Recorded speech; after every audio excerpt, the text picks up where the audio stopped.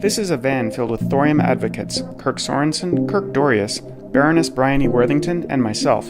Who wants to tell us what it is we're doing here? We're on our way to Oak Ridge National Labs right now to tour the facility, particularly the molten salt reactor experiment, HYFER, and the SNS. Along the way, we pass by many sources of electricity.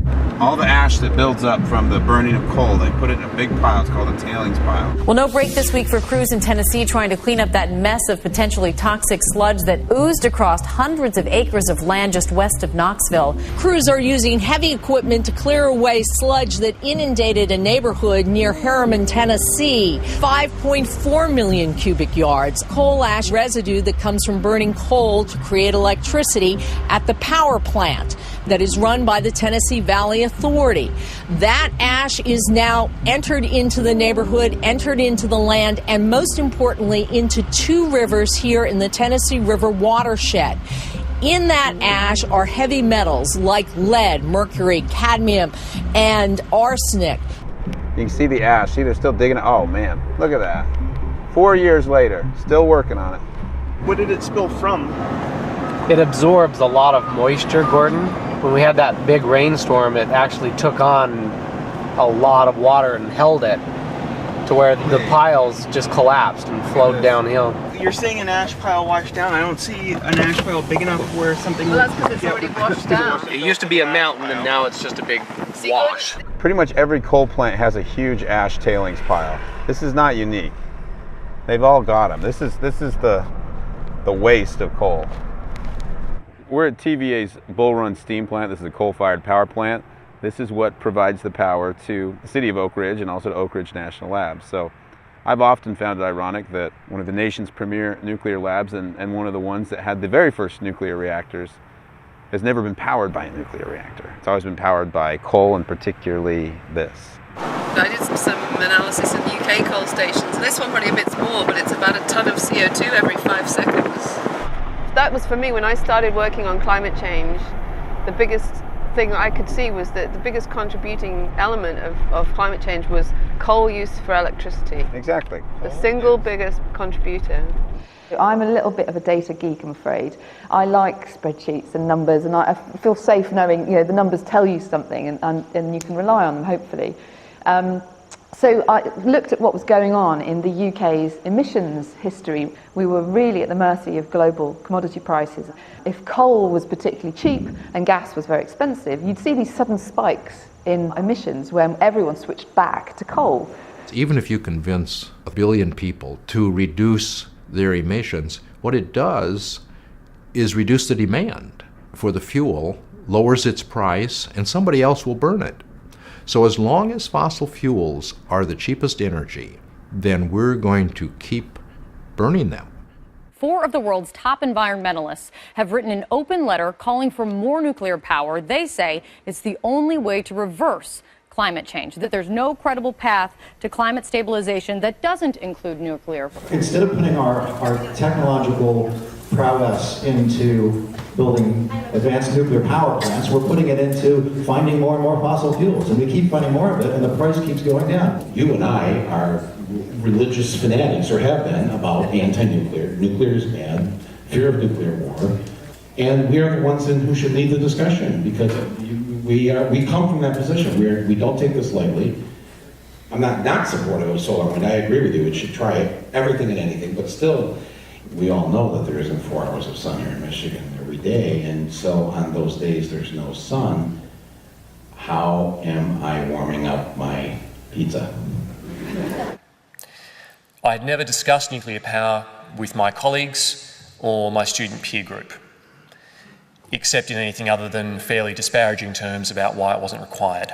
Went to anti-nuclear rallies throughout our childhoods. We're anti-nuclear until a few years ago, and then something happened, which is that we were forced to actually understand the low-carbon technological options we have. And the harder we looked at it, the more that we discovered that the alternatives to fossil fuels are very expensive. In the suite of options that I was looking at, being renewable energies, energy efficiencies, and carbon offsetting, without some extra major additional force to come in and help the effort, these solutions were not going to so much as touch the sides of meeting this problem. I needed to come back and look at an option that I hadn't permitted myself to see up to that point. He has opposed nuclear power in the past. George Monbiot says he now supports nuclear power. We're talking about renewables replacing fossil fuel electricity production, replacing liquid transport fuel, and replacing heating fuels, gas and oil, in people's homes. That's certainly what we're calling for right across Europe as an environmental movement. If they're also to replace nuclear power and planned nuclear power, well, you know, that makes it a very tall order, and it makes our task a lot tougher. And I think our priority has got to be to kick fossil fuels out of the picture, and only then do we start to look at whether renewables can also remove the need for nuclear power. I used to be against nuclear power, kind of in a knee-jerk mode. As I look through all of the details of the alternatives with coal, how nuclear actually works, the prospects of the next generation reactors that are coming along, looks to me like, in terms of climate and in terms of everything else, nuclear's a good thing to expand. It's obviously going to be just part of what we do about energy. I found out, first of all, that it is a zero-carbon power source, at least to the exact same extent that we regard renewable energy sources as a zero-carbon power source. This has been repeatedly assessed and demonstrated. I thought the opposite. I was wrong. I can't say this is an enormous road to Damascus thing because I never put much thought into it initially. It was just, if you're involved in a movement, you don't question all of the tenets of the movement. I mean, why would you bother? I'd been instinctively anti-nuclear. Only about 4 years ago, I heard about an alternative form of nuclear that was safer and more sustainable. Nuclear has no emissions. If we could have some of the other problems solved, then that's a potentially big part of the solution to climate change. I'm just wondering if you're aware of the wind and solar, Mark Jacobson articles. The global plan is $100 trillion, and that assumes dramatic reductions in global energy use over the next few years. Massive ramping up of hydroelectric power. Massive ramping up of a lot of things that environmentalists would disapprove of. Plus, a total rebuild of the electric grid. I mean, it's not that it would not be possible, and I'm not disputing that, but it's just not going to happen. The whole point about why you arrive at nuclear is because all of the alternatives have problems attached to them, right? So in and of itself, it's got a purity and it's really exciting, but it's expensive and it's difficult. So why we haven't done as much of it as we might have done in the past is because we've always had alternatives that have been cheaper or easier to do. Or easier to externalize. Yeah, exactly. So with the coal, it's only cheap and easy insofar as the burden that it creates is being borne by the atmosphere and by it's sort of socialized amongst everybody. And if we actually took that into account, it wouldn't be cheap. The way the economics at the moment is set up, why would you do anything differently? The idea that the invisible hand of the market can efficiently allocate resources is flawed if the invisible hand is blind. Now, what blinds the invisible hand so that it cannot see the consequences of its own action? It is the externalities. It is the fact that the prices are not honest prices. Does the price of a barrel of oil reflect its cost? Of course not. It's $100 a barrel if it's a penny and you throw in the occasional Gulf War. And if the invisible hand is guided by dishonest prices, it cannot reach honest conclusions. So, how do you get the prices right? The legitimate role for government is to control and check externalities. Your best procedure is to try to impose a charge on the disposition of the garbage, rather than to try to regulate the details of how the garbage is disposed of. And we come to the idea of tax shifts as the available mechanism that an enlightened government could exercise. It could exercise its power of taxation and redress the dishonesty in the marketplace. You have a market now in pollution abatement. So the way the situation works in Europe at the moment is that we have made an intervention and we've placed a cap on CO2 emissions, and that's created a price for those emissions. So we've started to internalize that price. But of course, as soon as you do that, it damages coal and to a lesser degree gas, but it benefits nuclear and anything that's zero emissions, which is what it's intended to do. But then there are some environmentalists and green groups who really don't like the fact that nuclear therefore gets a sort of implicit subsidy. In Germany, for example, the green movement has been successful in winning the argument that we shouldn't do nuclear in response to climate change, and they've now shut down their existing reactors and cancelled any plans for rebuild, and are trying to hit their climate targets just on renewables and energy efficiency, with some gas as a bridging technology. It's an enormous achievement what they've done. They get 5% of their electricity from solar now, 27 gigawatts. It's an enormous amount of solar power they put in. If they'd spent that money on nuclear, they'd have a zero carbon economy by now. I believe that climate change is sufficiently serious that we have to have a pragmatic approach to it, not an ideological one. And I think most people's commitment to renewables is ideological, not pragmatic. It's because they believe there's something good about renewables. No president is going to turn out the lights. There has to be energy. If renewables aren't providing it, then it's been fossil fuels. Nuclear can be done anywhere, anytime. It operates 24/7. It pushes submarines around. This is not Jules Verne science fiction. This is real. So nuclear is a very flexible power source. Is it going to be the number one power source? The only power source? No, that's zealotry. I've lived in Kansas. I can picture wind turbines being in Kansas. I've lived in DC. I can't see that being a good market for wind energy because our greatest demand is when we have the least wind.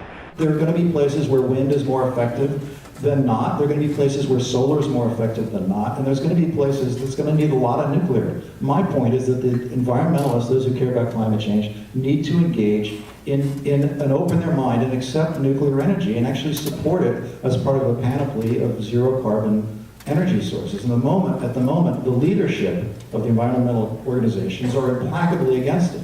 When you have decent discussion, people are generally open to it. The hardest part is the organizations. When you try and talk to NEI or Union of Concerned Scientists, their members might like what you're saying, but the management, their jobs depend on funding their core message. Sierra Club members are trying to get the club to just evaluate and reevaluate their existing nuclear policy. If they admit that they made a mistake in 1986 in going anti-nuclear, they kind of risk their own continuing as directors. The United States has reduced its greenhouse gas emissions more than any other country in the last 5 years. In fact, we've reduced our greenhouse gas pollution to levels not seen since 1992. And the reason for that is that we're accumulating huge inventories of clean energy. That's absolutely not true. What's displacing coal is natural gas, not renewables. It'd be nice if wind and solar was displacing coal. It's simply not true. This is Sizewell B. It produces 4/10 of a light bulb of power for every person in Britain. That's more than all the wind farms in Britain today. If you don't like nuclear, every Sizewell you want to get rid of, you need an extra 2,000 wind turbines. Well, it makes me pretty angry if people are anti-wind and anti-nuclear and anti-coal. It just doesn't make sense. What do they want to have happen when they switch the light switch on? Britain's got impressive wave and tidal resources, but if you covered the entire coastline of Britain with wave machines, you would only get 4 light bulbs of power per person from wave power. At the moment, we get 90% of our energy from fossil fuels, and we've become used to that. Obviously, if we stop using fossil fuels, then everything else we do has to roughly increase tenfold to make up for the loss of the fossil fuels. So obviously, audacious things have to happen. We need to be talking about a tenfold increase in nuclear, a tenfold increase in wind, a tenfold increase in everything that we do. Bill Gates, President Obama, Jeffrey Sachs, Richard Branson, Paul Allen, Nathan Myhrvold, the world's leading climate scientists, all saying we need nuclear energy because we can't bet the planet on solar, which provides 0.1%, and on wind, which is totally dependent on federal subsidies. That is a very dangerous bet. The response that they've gotten is just rejection out of hand. We know that the solutions to the climate crisis lie not in nuclear power, but in renewable energy, in energy efficiency, in solar and geothermal and wind and all those things that are already invented, but which the status quo powers that be want us to think are too difficult to attain. I know that our policy is very simple to understand, no nuclear. Is there more nuance demanded there because great concerns about nuclear energy can be addressed? You only have a limited amount of money. You want to reduce greenhouse gases, so you want to apply the dollars in ways that reduce greenhouse gases the most while creating the most employment possible for that investment.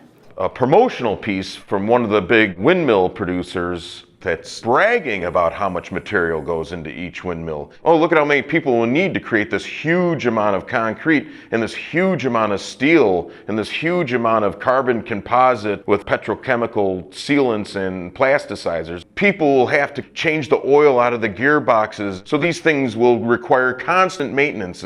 These are essentially jobs producers. Some days you may be doing oil changes, you may be changing filters, and other days you may just be testing the bolts to make sure that none of them have shaken loose. A typical 1 gigawatt nuclear plant is maybe a third of a square mile, and a 1 gigawatt solar powered plant is about 25 square miles of bulldozed desert. So I'm all for solar on rooftops, but to imagine that there's no hard trade-offs is an illusion. Wind, like solar, is an actually relatively dilute source of energy. Typically, to get 1 gigawatt of electricity is on the order of 250 square miles of wind farm. We've been here before, back in the 50s and 60s when, again, in California, we had a lot of hydroelectric dams coming in, and the Sierra Club said this is unacceptable. The Sierra Club said nuclear power is better than dams. Then they changed their mind about that, but actually I think they were right the first time. It's very capital intensive. It takes a long time to build a reactor, and for the dollar invested, you reduce very little carbon compared to things like a dollar invested in energy productivity improvements, energy conservation. So there's this idea that through energy efficiency, we can reduce the amount of energy. It's all about scaling back. There's going to be 9 billion of us pretty soon. We're not going anywhere. We're not going to be retreating. The reality is we're going to keep encroaching. Start with energy efficiency. Put aside everything else. Yeah. We've become more energy efficient over the last 200 years, Ralph. If you look at the energy studies over 200 years, energy intensity has declined, meaning we get more units of GDP per unit of energy. The last 200 years, that's a long-term trend, and over that same period of time, our energy consumption increases. Now, what are you going to do? Tell the 1.3 billion people in the world who burn wood and dung for their energy that they need to become more energy efficient? They need electricity, Ralph. They need baseload grid electricity. And it's going to come from, it's either going to come from fossil fuels or it's going to come from nuclear. Do you realize what the national security aspects of nuclear power Absolutely. is? Do you have any idea how tempting a target? Look, there was an attack actually on a nuclear power plant with a bazooka. It was by Greens in Germany. Improve technology. Don't say no nuclear power. Say better nuclear power.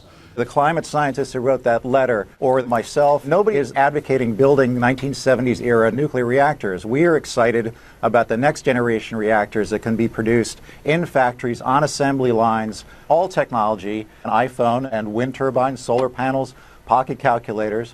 The cost comes down dramatically. The reason nuclear power is expensive right now is we haven't been building it. I think it would unleash a lot of human potential that's currently not being fully fulfilled. Standard of living does correlate quite well with access to energy. Throughout her life, she had been heating water with firewood, and she had hand-washed laundry for 7 children. And now she was going to watch electricity do that work. There's a great talk on TED by Hans Rosling, how women, in the 50s when they started to have washing machines, became suddenly hugely more productive. To my grandmother, the washing machine was a miracle. Washing clothes is a really unproductive task. It's just repetitive. You have to keep doing it. You're not creating anything that's sustaining anyone, really. It's just time wasted. So 2 billion have access to washing machine, and the remaining 5 billion, how do they wash? Or to be more precise, how do most of the women in the world wash? They wash like this, by hand. It's a hard, time-consuming labor which they have to do for hours every week.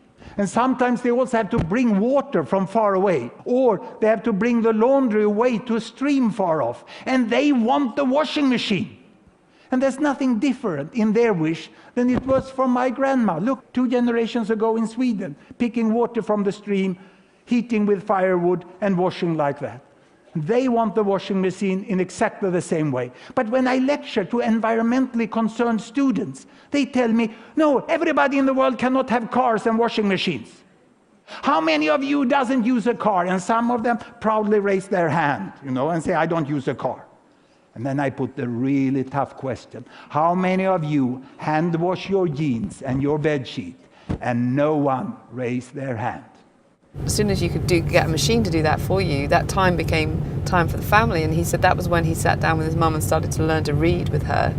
And that would happen, multiplied over. All these women suddenly have much more capacity for being more nurturing or being more productive. And it's a great empowerer to have energy and have machines do things for us that are just routine, rote tasks. Huge fractions of the developing world, women spend all day looking for sources of water. And when they get to the water, it is typically filthy and parasites, disease, etc. I mean, if you could have clean water, disease and parasite-free water to homes, you would liberate an enormous amount of time. And you'd increase the health of the people.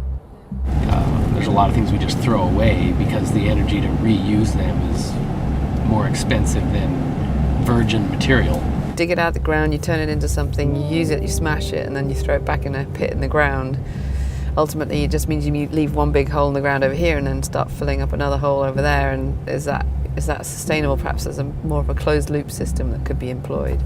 And that's the dream, but that does require energy. That was one thing that always attracted me about the notion of exploring space, was that you had to implement that simply to survive.